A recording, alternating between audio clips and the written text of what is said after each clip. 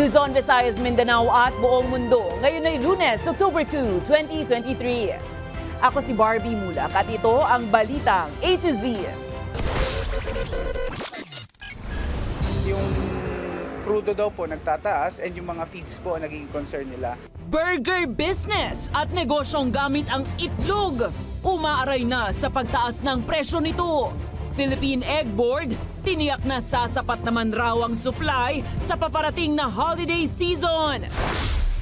Ang deprived lang naman po talaga ng constitutional right of suffrage ay yung convicted by final judgment. Kauna-unahang pagboto ng persons deprived of liberty sa barangay elections, pinaghahandaan na ng COMELEC. Gilas Pilipinas, umabante sa ASEAN, pasok na sa quarterfinals. At sa ating balitang showbiz, makalipas ang 4 na taon, malalaking bituin sa industriya nagsama-sama sa 2023 ABS-CBN Ball.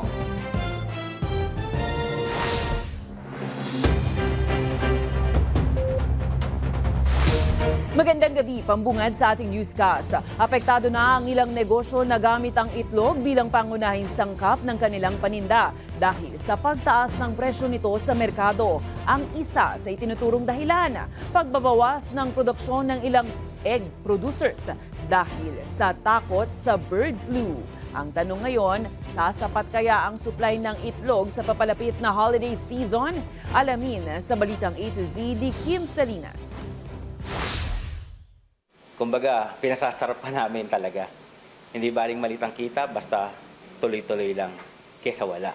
Aminado ang isang negosyante na malaking bawas sa kanilang kita ang patuloy na pagmahal ng presyo ng itlog sa merkado. Sangkap kasi ang itlog sa mga burger patty sa burger business ni Ronnie sa Marikina. Pag nagtaas ang itlog, tinitiis namin talaga. Kasi hindi mo po pwedeng bawasan yung itlog sa ingredients, magbabago yung mixture ng burger, ng patty. Mag-iiba siya, maaaring hindi mabuo, maaaring madudurog siya habang niluluto. Ang egg wholesaler naman na si Timothy, ramdam na ang paghina ng supply mula sa kanilang pinagkukunan. Dahilan para sumipa ang presyo nito sa merkado. Yung dati na normal stock ko na around 90 cases ang dumadating sa akin, ang nasa-serve lang around 40, 30. So talagang hirap po sa supply po ngayon. Nasa 10 piso na ang itinaas sa kada tray ng 30 pirasong itlog, depende sa size. O lumalabas halos 7 pesos na ang kada piraso ng maliit na itlog habang aabot na ng 8 pesos and 50 centavos ang pinakamalaki. Yung crudo daw po nagtataas and yung mga feeds po ang naging concern nila. And also yung takot nila na baka pag nag 100% produce sila, baka mamaya magkaroon ulit ng bird flu. Pag tinamaan sila, syempre sila magsasuffer ng cost. Paliwanag naman ng Philippine Egg Board Association, malaki ang naging epekto sa industriya ng mga nagdaang kalamidad sa bansa. Nagbawas rin daw ng production ang ilang egg producers sa takot na baka matamaan ng bird flu ang kanilang mga alagang manok. Marami pong farms ang hindi nagpupuno ng kanilang facility, ng kanilang mga manok. Katulad po namin, siguro ang aming capacity ngayon ay only 70%. No? Pinapababa namin yung risk namin kung sakaling tamaan kami ng bird flu.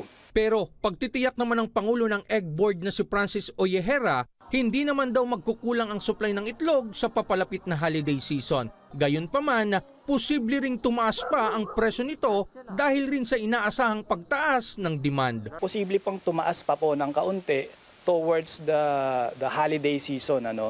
Pero ang masasabi ko po, ang supply po tataas din po. Sigurado po akong tataas din po ang supply natin towards December. Para sa Balitang A to Z, Kim Salinas. May dagdag bawas sa presyo ng produktong petrolyo ang mga oil companies simula bukas. Mayroong bawas presyo ang gasolina na aabot sa 2 piso kada litro, 50 centavos naman sa kada litro ng kerosene, habang tataas naman po ng 40 sentimo ang kada litro ng diesel. Dahil naman sa patuloy na pagtaas ng langis, mararamdaman din ang panibagong aumento sa presyo ng liquefied petroleum gas o LPG simula ngayong buwan ng Oktubre na nasa 3 pesos and 75 centavos kada litro. May 2 pisong dagdag presyo rin sa kada litro ng auto LPG.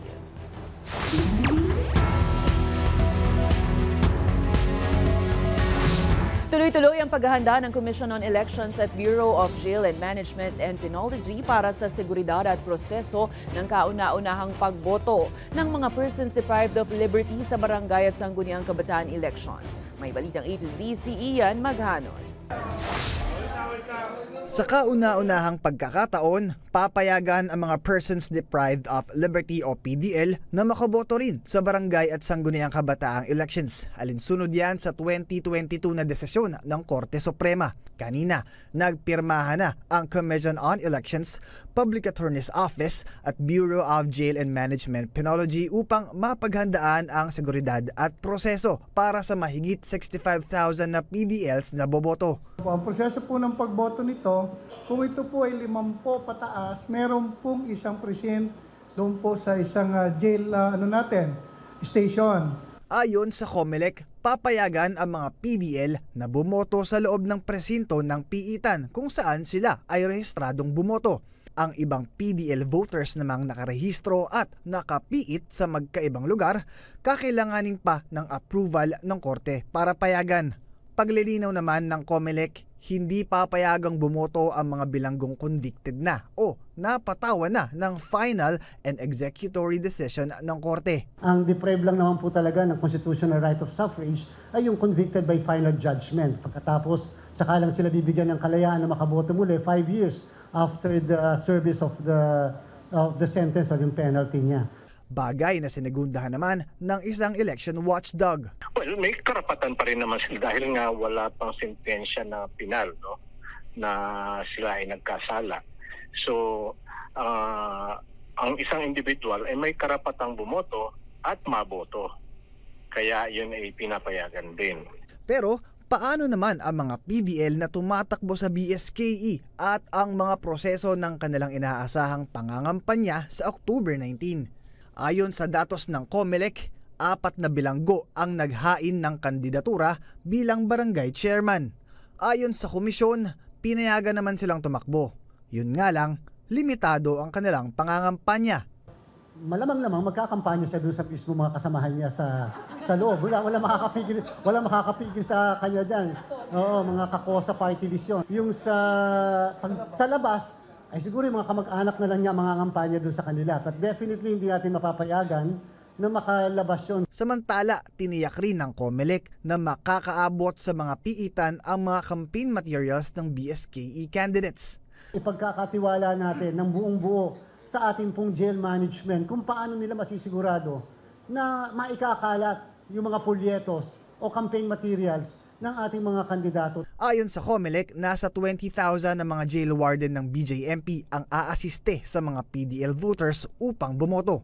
Inaasahan ring mabibigyan ng early voting schedule ang mga ito na posibleng isabay sa early voting for vulnerable sectors. Para sa Balitang A to Z, Ian Maghanoy.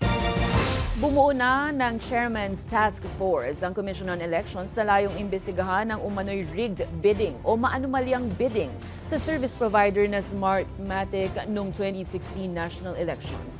Ayon kay COMELEC Chairman George Garcia, ang naturang fact-finding team ay binubuo ng 12 miyembro mula sa ahensya na siya rin mismo ang pumili. Layon ng task force na bigyang linaw ang akusasyon ng US Justice Department kay dating COMELEC Chairman Andres Bautista na umano'y tumanggap ng suhol sa 4 na ehekutibo ng Smartmatic Florida. Kapalit ng suhol ay ang awarding ng COMELEC sa Smartmatic upang mapiling service provider ng naturang halalan. Matatandaang 94,000 vote counting machines ang kinontrata ng COMELEC mula sa kumpanya sa halagang $199 million. Inaasahan namang matatapos ang investigasyon ng task force bago matapos ang taon. Fact-finding po siya at ito po yung Chairman's Task Force. Ibig sabihin, personal at pinili po mismo ng inyong lingkod yung mga ilalagay dyan base sa kanilang kredibilidad at syempre base doon sa mga kaugnayan doon sa mga nakaraang mga proseso.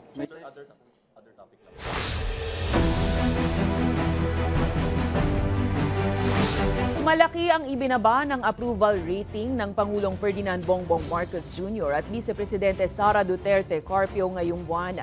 Base sa datos ng Pulse Asia Survey, mula 80% noong Hunyo, sumadsad ang approval rating ng Pangulo sa 65% ngayong September. Habang kay VP Sara mula 84% noong Hunyo, 73% na lang ngayong buwan.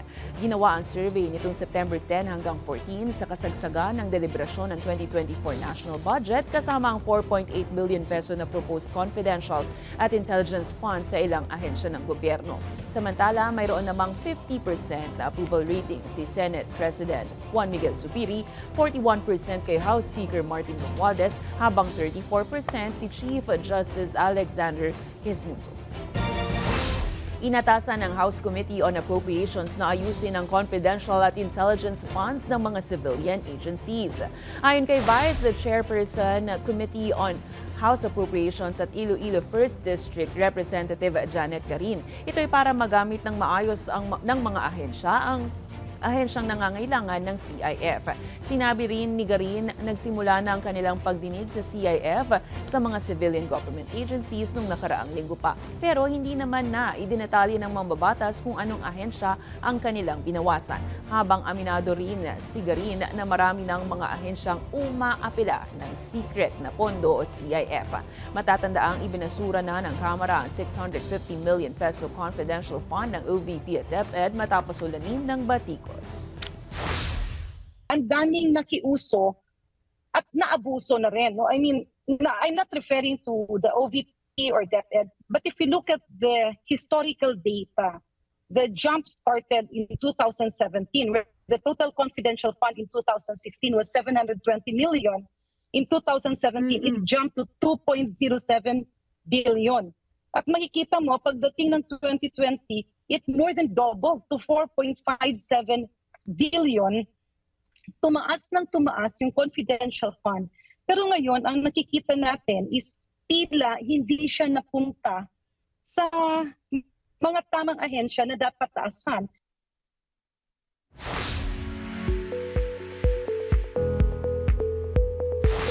Good news mga ka-A to Z. Mas pinalawak na ang digital signal ng A to Z sa Northern at Central Luzon. Simula ngayong Oktubre, mapapanood na ang mga paborito nating A to Z programs. Kabilang of course ang ating balitang A to Z via A to Z digital channels. Abot na po tayo sa Baguio City, Benguet, La Union at Pangasinan, gayon din sa Pampanga, Tarlac at Nueva Ecija. Kailangan lang pong i-rescan ang inyong digital TV at digital TV box tulad ng TV Plus, For the Box at Sulit TV. Susunod sa balitang A to Z Sports, Gilas Pilipinas umabante sa Asiad para makapasok sa quarterfinals. At sa ating balitang showbiz, silipin ng mga tagpo at eksena sa pagbabalik ng ABS-CBN Ball. Abangan ang kumpletong ulat sa pagbabalik ng balitang A to Z.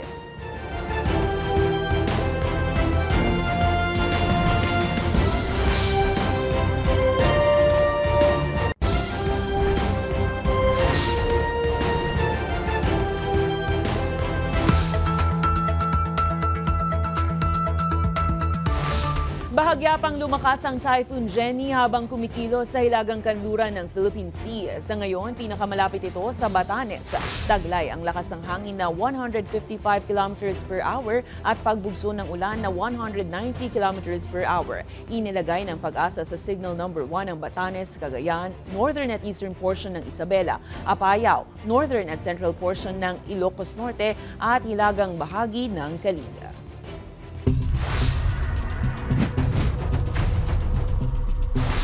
Nais ni Surigao del Norte Representative Robert Ace Barbers na muling buhayin ang pagkakaroon ng death penalty sa mga sangkot sa iligal na droga upang mawakasan ang drug trade.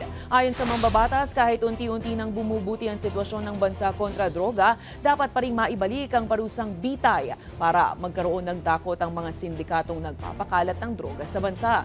Kamakailan kasi nasa 3.6 billion pesos na halaga ng iligal na droga ang nakumpiska ng mga otoridad sa Subic, Zambales. Kaya naman sinabi ni Barbers na magkakaroon ng pagdinig ang Kamara hinggil sa nangyaring shabu hole sa Subic. It could be a deterrent. No, death penalty could be a deterrent. That's why there is really a need to study the revival of the death penalty proposal, so that if we really want to address the problem of illegal drugs. Nakumpiska ng PNP, CIDG ang iba't ibang klase ng mga baril sa isang lalaki sa lungsod ng Marikina. Ayon sa Philippine National Police, umabot sa 26 na long firearms habang 27 short firearms, iba't ibang klase ng mga bala, mga parte ng baril at mga gamit at makina sa paggawa nito ang kanilang nasabat. Habang sinabi naman ni PNP Chief General Benjamin Acorda Jr., estilo ng suspect ang pagbebenta ng mga illegal na baril sa mga umano'y private armed groups ng mga politiko, gayon din sa mga pulis at militar. Dagdag pa ni Acorda, hindi rin ligtas ang mga bumibili ng mga kontrabando dahil hahabulin din nila ang mga ito. Naharap ang suspect sa kasong paglabag sa Republic Act 10591 o Comprehensive Firearms and Ammunition Regulation Act sa Marikina City Prosecutor's Office. The investigation further revealed that the suspect uses his establishment and social media to trade unlicensed firearms, wherein among his customers are high-profile gun enthusiasts, politicians with alleged private armies, and some uniformed personnel from the police and military. Aabot sa 12 pamilyang nawalan ng tirahan matapos wasakin ng malalaking alon dulot ng masamang panahon ang kanilang mga bahay sa Barangay 20, Isla Puting Bato sa Tondo, Maynila nitong linggo ng hapon. Ayon kay Manila Disaster Risk Reduction and Management Office Director Arnel Angeles, pansamantalang inilikas ang mga naapektuhang residente sa Delpan Evacuation Center, habang wala namang naiulat na natrap o nalunod sa insidente. Kung ang kanilang mga poste ay humihina due to tagal na nakababad na sa tubig, parang ano yan may domino effect yung dahil yung isang bahay ay nakapako sa isang bahay uli ay nakapako sa isang bahay. So pag may gumuhong isa, sabay-sabay na po.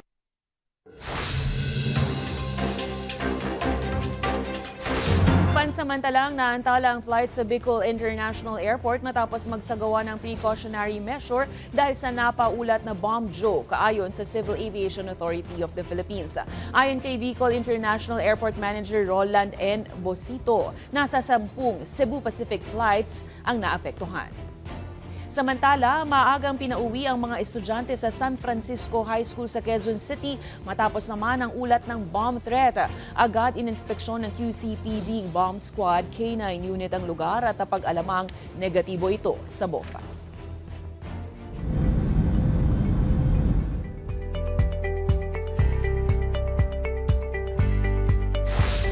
Kinumpirma ng Department of Migrant Workers ang pagkamatay ng isang Pilipino domestic helper sa Saudi Arabia. Tinukoy ito bilang si Marjoret Garcia. Kasalukuyan pang gumugulong ang investigasyon, pero kasama sa tinitingnan dahilan ang pananaksak umano sa Pinay. Sa ngayon, tiniyak ni DMW Acting Secretary Hans Leo Cacdac ang pagbibigay ng suporta sa pamilyang naiwan nito sa Pilipinas. With regard to the ongoing investigation in Saudi Arabia, we will keep the family updated and posted about the proceedings there. And rest assured, if the Saudi authorities find that there had been a wrongdoing or a crime committed against Marjoret, then we will seek justice, the full extent of the law under Saudi law, so that justice will be delivered for Marjoret and her family.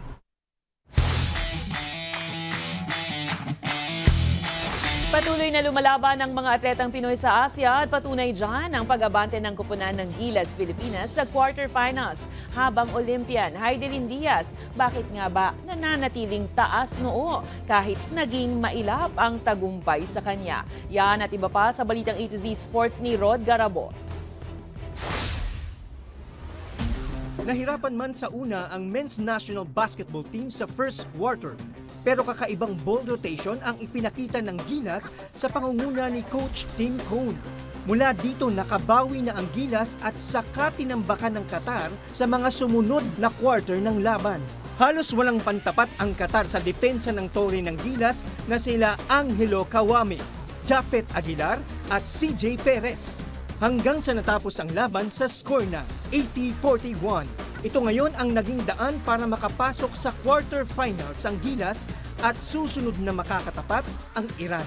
Iba naman ang kwento sa larong sports ngayon ng ating Olympian na si Heidelin Diaz.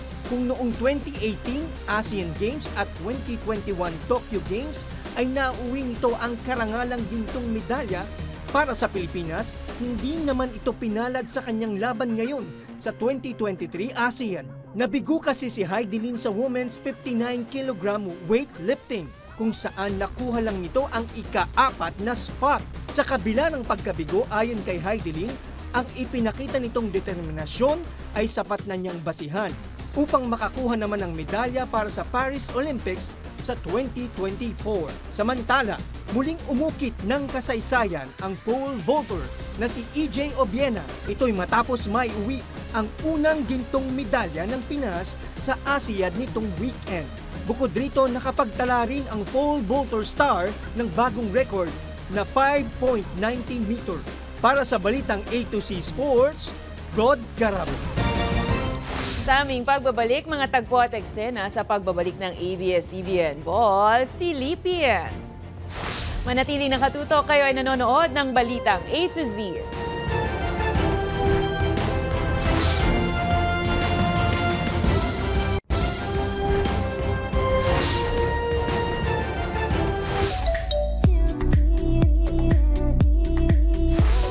ABS-CBN Ball muling nagbalik makalipas ang 4 na taon. Sino-sino kaya ang nagpatalbugan sa red carpet? Alamin sa balitang A to Z Showbiz ni Lane Garcia. Forever Grateful. Yan ang tema ng nagbabalik na ABS-CBN Ball makalipas ang 4 na taon. Kaya naman isang makinang na gabi ang naganap sa red carpet ng Makati Shangri-La Hotel nito lamang Sabado, September 30 na dinaluhan ng mga pinakamalalaking bituin sa industriya. As expected, nagpatalbugan ang mga kapamilya stars, suot ang kanilang nagkikislapan sa gandang mga gown. Nanguna na dyan ang A Very Good Girl star Catherine Bernardo na stunning sa kanyang sexy silver dress at real-life boyfriend na si Daniel Padilla na ready to rock sa kanyang printed jacket. Kanya-kanyang eksena rin ang favorite love teams tulad ng Francet at Don Bell na humakot ng award in just one night as Power Couple of the Night at Stars of the Night Award. Kinakiligan naman ang pagdating ng celebrity couple tulad ni Coco Martin at Julia Montes. Maging ang mag-asawang Ryan at Judy Ann Agoncillo, showstoppers sa red carpet. Napawaw rin ang marami sa sexy dress ng Chinita Princess at Showtime host na si Kim Chu. Stunning in black naman ang pagrampa ng Sabado Night and hot mama na si Ina Raimundo. Habang isa rin sa inabangan ang pagbabalik ng award-winning actor na si Baron Geisler matapos ang 14 na taon. Samantala, ilang veteranong artista rin ang spotted sa red carpet tulad nina Lorna Tolentino, Dolly De Leon at Diamond Star Miss Maricel Soriano. Itinanghal na Metro Best Dress for Male si Mr. Joshua Garcia!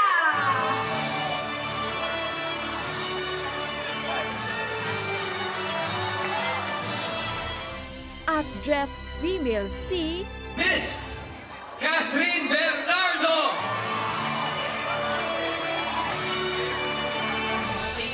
Maliban dyan, People Choice fan favorites ang kapwa PBB housemates na sina Ian Rances at Angie Salvacion. Hindi naman nakadalo sa nasabing event si Ann Curtis dahil sa partisipasyon sa Paris Fashion Week. Para sa balitang A to Z Showbiz, Lane Garcia.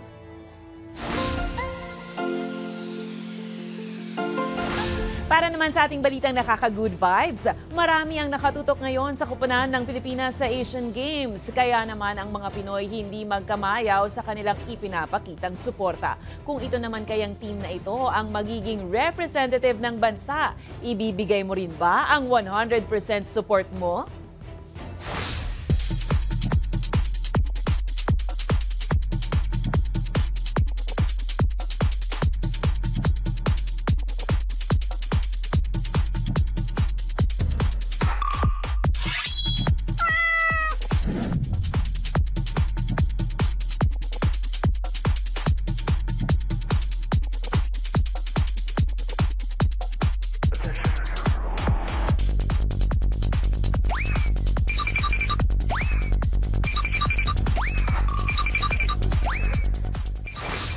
A for effort! Kung kayo ay may kwentong kakaiba, mga kwento ng pag-ibig o storya na inspirasyon at pag-asa, maaari itong ibahagi. Sumali sa ating Facebook group na Balitang A to Z. Panoorin ang replay ng ating programa at sundan ang ating social media pages. Hanapin ang Balitang A to Z. Ang ating quote of the night ay mula sa former emperor ng France na si Napoleon Bonaparte. Ayon sa kanya, ang opinyon ng publiko ang nagsisilbing sukatan na dapat pagbasihan ng mga monarkiya. At yan ang mga balita at impormasyon, mga kwentong may dalang inspirasyon na tinutukan ng Balitang A to Z. Ako si Barbie Mulak, maging maalam, makialam. Magandang gabi sa iyo, Pilipinas!